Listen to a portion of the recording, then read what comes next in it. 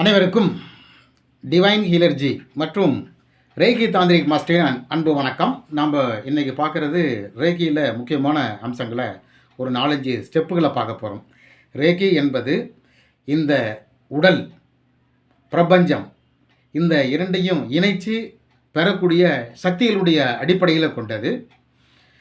அண்டபிண்ட தத்துவம் அப்படின்னு சொல்லக்கூடிய நிலம், நீர், நெருப்பு, காற்று, ஆகாயம், இந்த பஞ்சபூதங்கள் இங்கேயும் இருக்குது, அண்டத்துலேயும் இருக்குது. அண்டத்தில் இருக்கக்கூடிய பஞ்சபூதங்களை உடம்பில் இருக்கக்கூடிய பஞ்சபூதங்களோட இணைச்சி நாம் ஒரு ப்ராசஸிங், ஒரு சக்தியை பெறுறது என்பது இந்த ரேக்கியினுடைய முக்கியமான கொள்கை. இந்த உடல் மட்டும் இல்லை, இந்த பிரபஞ்சத்தில் இருக்கக்கூடிய உயிர் சக்திகள் பூராமே பயோ எனர்ஜி ஃபோர்ஸ் அப்படின்னு பேர். உலகத்தில் 2 சக்திகள் தான் இருக்குது. எனர்ஜி அப்படின்னு சொன்னால் 2 சக்திகள் தான் இருக்குது. ஒன்று பயோ எனர்ஜி ஃபோர்ஸு, இன்னொன்று magnetical energy force. Bio energy ஃபோர்ஸுன்றது பேசக்கூடிய தன்மை கொண்டது.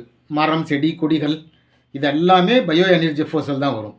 பச்சை இலை, மரங்கள், அப்புறம் இந்த உலோகங்கள் இவைகளெல்லாம் பயோ எனர்ஜி ஃபோர்ஸில் தான் வரும். மேக்னெட்டிக்கல் எனர்ஜி ஃபோர்ஸ் அப்படின்றது அந்த காந்தத்தன்மை கொண்ட பொருள்கள். மீதி எல்லாமே அந்த பயோ எனர்ஜி ஃபோர்ஸை தவிர இருக்கக்கூடிய மற்றைய எனர்ஜிகள் பூராமே மேக்னெட்டிக்கல் எனர்ஜி ஃபோர்ஸ் அப்படின்னு பேர். நாம் இந்த ரேக்கி கற்றுக்கும் பொழுது ஒரு ஆசானும் கற்றுக் கொடுப்பவரும் கற்றுக்கொள்பவரும் மிக ஜாக்கிரதையாக இருக்க வேண்டும். இதெல்லாம் ஒரு பாம்பை கையில் எடுப்பதற்கு சமம், நெருப்பை கையில் வைத்திருப்பதற்கு சமம், உடைந்த கண்ணாடியை கையில் வச்சுக்கிறதுக்கு சமம். என்ன காரணம்னா, நல்ல வேலை செய்யும், ஆனால் தவறுனா அது கர்மக்கெல்லாம் முடிஞ்சிடும்.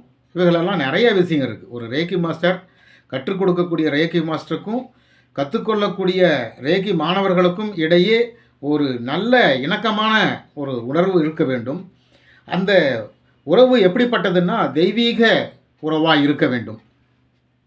இந்த ரேக்கி கற்றுக்கொள்ளும்பொழுது சிம்பல்கள் மிக மிக முக்கியம். அதில் நாம் என்ன செய்ய போகிறோம் அப்படின்னா, பயோ எனர்ஜி ஃபோர்ஸ் அப்படின்னு சொல்லக்கூடிய இந்த உடம்பில் இருந்து நம்முடைய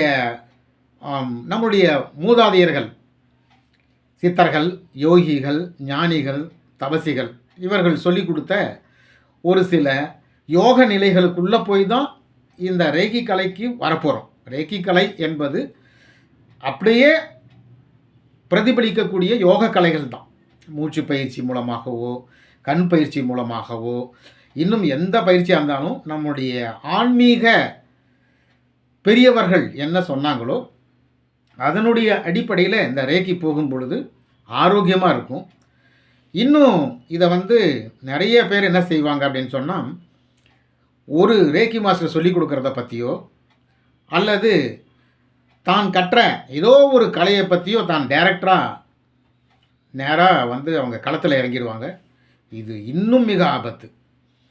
ஒரு காரை ஓட்டிகிட்டு போகிறோம் அப்படின்னு வச்சுக்கலாம். நம்ம அந்த காரை ஓட்டிகிட்டு போகும்போது ஒரு சின்ன குழந்தை கேட்குது, 10 வயசு குழந்தை கேட்குது, இது நீங்கள் ஓட்டுற மாதிரியே நானும் ஓட்டிடுறேன், காரை கொடுங்க அப்படின்னு சொன்னால், ஒரு காரை கொடுத்தோம்னா அது என்ன செய்ய முடியும் அந்த குழந்தைகளான்னா, ஸ்டேரிங்கை ரோட்டில் ஓட்டிகிட்டு போக முடியும். அது சாத்தியம். ஒரு 10 வயசு குழந்தை எங்கேயும் வெளியில் போகாமல் ரோட்டுக்குள்ளேயே போகிறதுக்கான சாத்தியம் இருக்குது.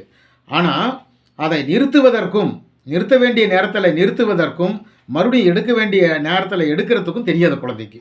அதுதான் ரேக்கியினுடைய இதுதான் உதாரணம். சரியான உதாரணம் ரேக்கியில் இதுதான். 100% திட்டவட்டமாக ஒரு குகைக்குள்ளே போகிறோம் அப்படின்னு சொன்னால், இருண்ட குகைக்குள்ளே போகிறதும் ரேக்கியை கற்று ரேக்கியை பயன்படுத்துவதும் 2 ஒன்று தான். ஏன்னா மறுபடியும் வெளியே வர்றதுக்கு தெரிஞ்சிருக்கணும். இல்லைன்னா அது ஆபத்தில் தான் முடியும். என்றைக்குமே நல்ல விஷயங்கள் பூராமல் இந்த மாதிரி தான். உயர்வான விஷயங்கள் எல்லாமே அதுக்கு பக்கத்தில் ஆபத்துக்குள்ளே நிறைய இருக்கும். இன்னும் இதை பற்றி நிறைய விஷயம் சொல்லலாம். ஒரு நபரை ஆப்ரேஷன் பண்ணிகிட்டு இருக்கிறாங்க. அதை நம்ம வீடியோவில் பார்க்குறோம்.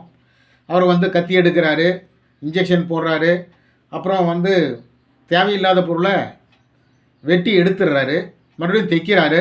இதை நம்ம வீடியோவில் மிக நுட்பமாக அறிவுத்திறனோட ரொம்ப நாலேஜோடு பார்க்குறோம். சரி, இதே மாதிரி வேறு ஒரு ஆப்ரேஷனை நம்மளால் செய்ய முடியுமா அப்படின்றது தான் கேள்வி. நிச்சயமாக அதற்கான வாய்ப்பு மிக குறைவு. ஒரு கால் செஞ்சிட்டா கூட அதில் வந்து ஆபத்துக்கள் தான் நமக்கு மிஞ்சி இருக்கும். அதனால் ரேக்கியில் வந்து உள்ளே போகும் பொழுது நிறைய விஷயங்களை நாம் வந்து விதிமுறைகளை கடைபிடிக்க வேண்டியது மிக மிக முக்கியம்.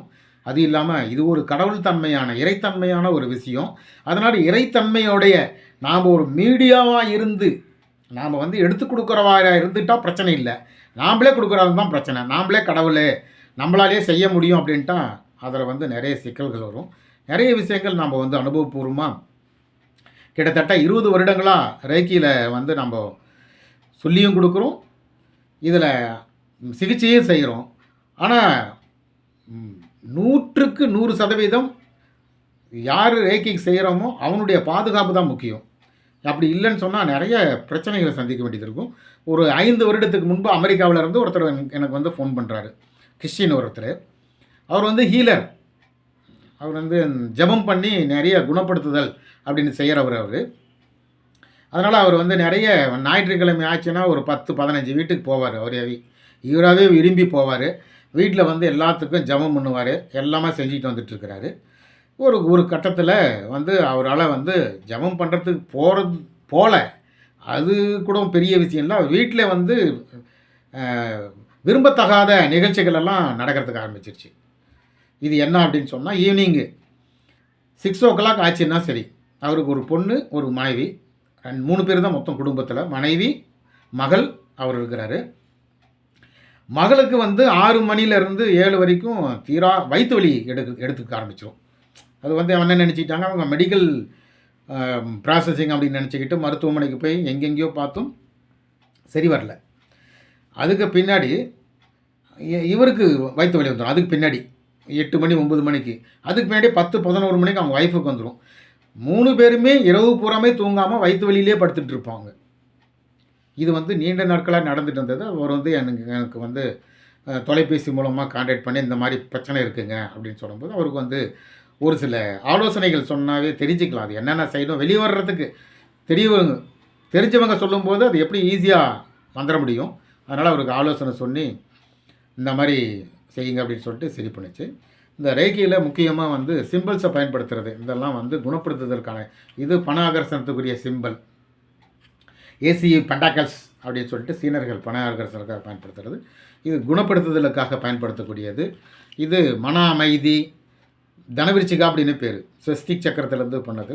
மன அமைதிக்கு மற்றும் பணவரவுக்குரிய இது சிம்பிள். இந்த மாதிரி சிம்பிள்ஸில் பயன்படுத்தும் பொழுது நமக்கு வந்து எந்த டிஸ்டர்பும் வராது. நாம்ளா நேரடியாக களத்தில் இறங்கக்கூடாது. நெருப்பை தொடுறதுன்னா நிறைய இருக்குது. அதுக்கான பாதுகாப்பு கருவிகளோடு தொட்டோம்னா ஒன்றும் ஆகாது. நெருப்புக்குள்ளே விரல் விட்றோம், ஆனால் பாதுகாப்பு கருவியோடு உள்ளே விடும்போது ஒன்றும் ஆகாது. நேரடியாக விடும்போது தான் பாதிப்பு. அதனால் வந்து ஒரு சில ஹீலிங் பொருட்கள் இருக்குது. நிச்சயமாக வந்து பாருங்கள், இந்த ருத்ராட்சத்தை போட்டுக்கிட்டு ஹீலிங் பண்ணால் அவங்களுக்கு எந்த டிஸ்டர்புமே வராது. யாருக்கு நிறைய பேர் சொல்ல மாட்டாங்க அதெல்லாம்.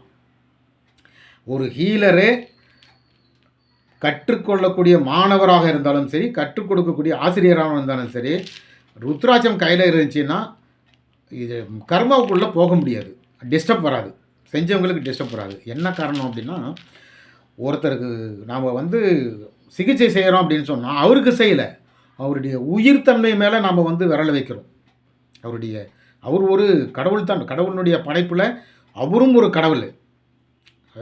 நம்ம பாபா தான் சொல்லுவார், நான் கடவுள் அப்படின்னு எனக்கு தெரியும், நீ கடவுள்னு உனக்கு தெரியுமா அப்படின்னு கேட்பார்.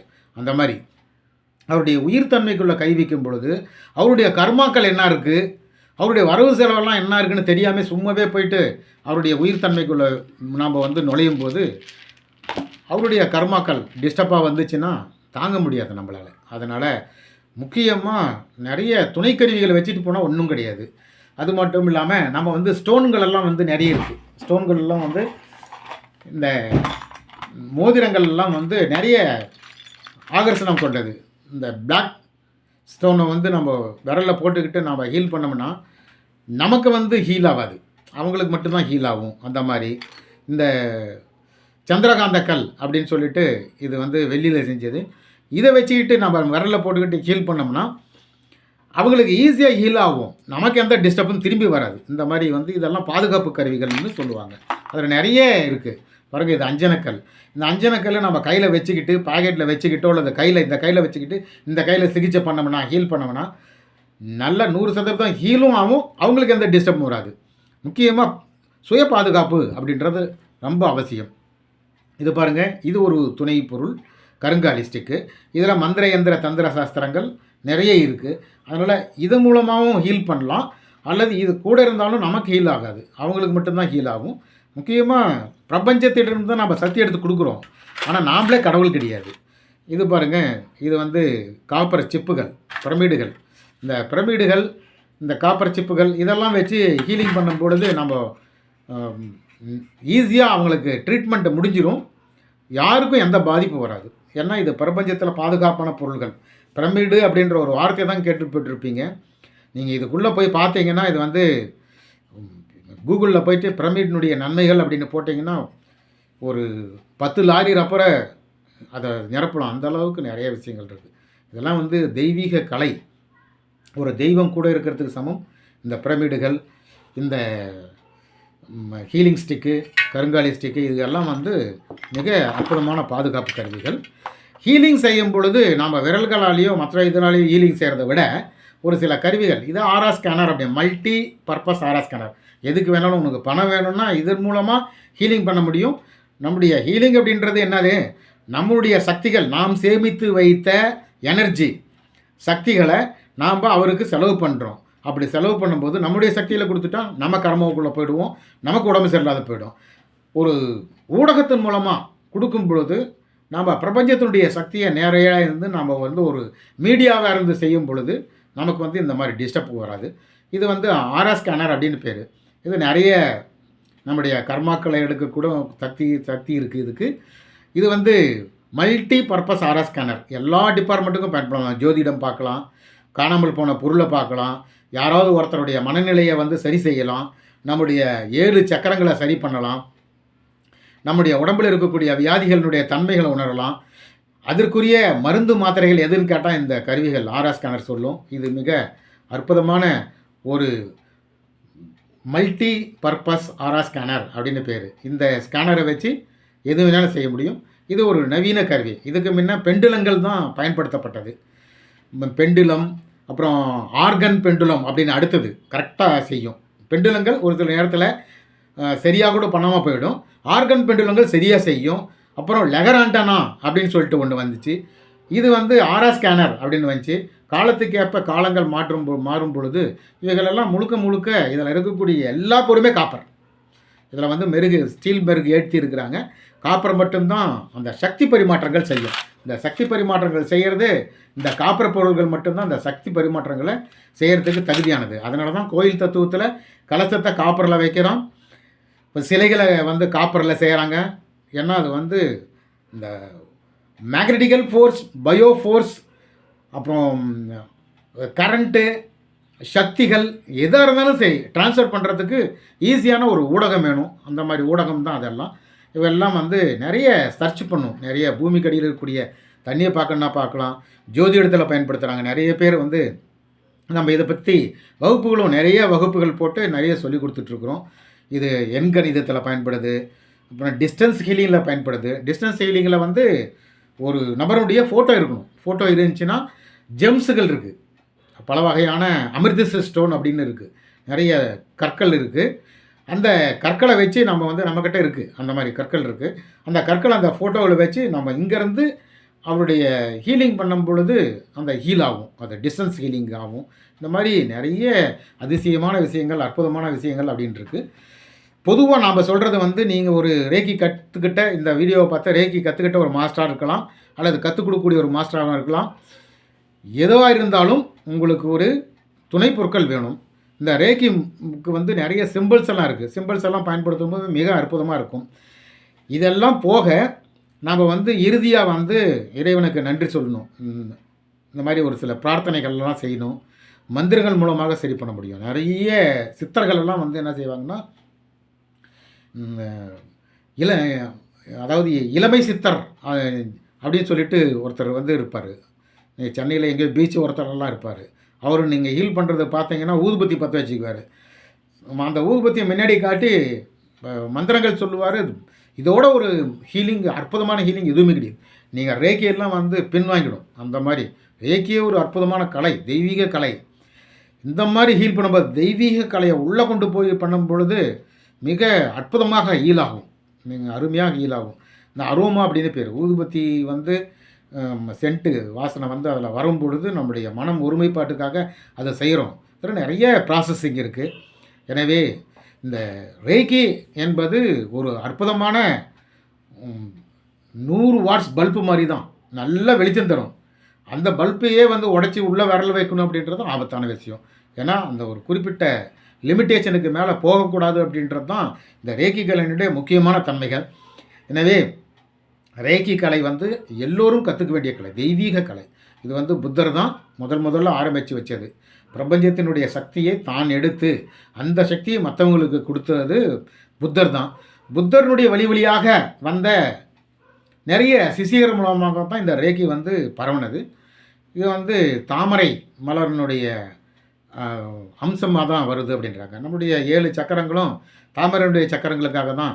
6 இதழ் தாமரை, 8 இதழ் தாமரை, 16 இதழ் தாமரை அப்படின்னு சொல்லுவாங்க. நம்முடைய 1000 இதழ் தாமரை, சகசர சக்கரம் அப்படின்னு சொல்லுவாங்க. எதுவாக இருந்தாலும் நம்ம வந்து இந்த ரேக்கி அப்படின்றது வந்து மிக அற்புதமான கலை. சரியான ஆசான் மூலம் கற்க வேண்டியது அது வந்து ஒரு முக்கியமான விஷயம். இதில் வந்து நிறைய பேர் ரேக்கியில் வந்து பணம் சம்பாதிக்கிறதுக்காக லெவல் 1, லெவல் 2, லெவல் 3, பேசிக்கு இந்த மாதிரி பேரை வச்சு வந்து நிறைய பேர் 10,000 இதுக்கு 20,000 அப்படின்னா, இது முதல்ல ரேக்கியில் வந்து பணம் வந்து நிச்சயமாக அவசியம். பொருள் இல்லாருக்கு இவ்வுலகம் இல்லை, அருள் இல்லாருக்கு எவ்வுலகம் இல்லைன்னா. ஆனால் அதுக்கு ஒரு லிமிட்டேஷன் இருக்குது. அது கர்மாவுக்குள்ளே கை வைக்கிறதுக்கு சமந்தான் அது. அதனால் முறையான தொகைகளை வாங்கலாம்.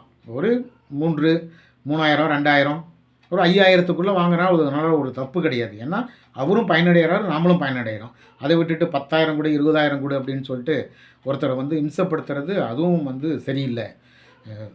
ரேக்கிக்கு பிரதிபலன் வாங்க வேணும். அதுக்கான தீட்சைக்குரிய அந்த பொருளை வந்து திருப்பி வந்து நமக்கு வந்து கர்மாக்களாக மாறக்கூடாது அப்படின்றதுக்காக ஒரு ஆச்சார பொருளாக அதை வந்து வாங்கிறது, பண மதிப்பாக வாங்கிறது ஒன்றும் தப்பு இல்லை. அது கட்டணங்கள், அது ஓகே தான். ஆனால் அதை வந்து அதிகப்படியாக வாங்கி அதில் வந்து நாம் வந்து பெருசாக ஆயிடலாம் அப்படின்றது இல்லை. ஒரு பழமொழி இருக்குது, தவிடு களியாகாது, திருடு குடியேறாது அப்படின்னு சொல்லுவாங்க. நம்ம வந்து ஒருத்தவங்கிட்ட வந்து நெருக்கத்துக்கு மேலே நெருக்கம் பண்ணி அவங்ககிட்ட இருந்து அதிகமான பணம் வாங்குறது கூட அது ஒரு வகையான திருடு தான். அந்த மாதிரி எனவே ரேக்கி கலையை கற்பவர்களாகட்டும் கற்றுக் கொடுப்பவர்களாகட்டும் மிக கவனமாக ஒரு சில ப்ராசஸிங்களுக்கு போகணும். அந்த ப்ராசஸிங்குள்ளே சரியாக போகும்போது ஒருத்தருடைய உயிர்த்தன்மைக்குள்ளே தான் கை வைக்கிறோம் அப்படின்றது தெரியணும். இறைவன் தான் அதை குணப்படுத்துகிறோம் அப்படின்றத நம்பணும். அப்போது அந்த ரேக்கி வந்து சக்ஸஸ் ஆகிடும் அப்படின்னு சொல்லி இந்த பதிவை நிறைவு செய்கிறோம். இந்த பதிவு பிடித்திருந்தால் சப்ஸ்கிரைப் மற்றும் ஷேர் செய்யவும். நன்றி, வணக்கம்.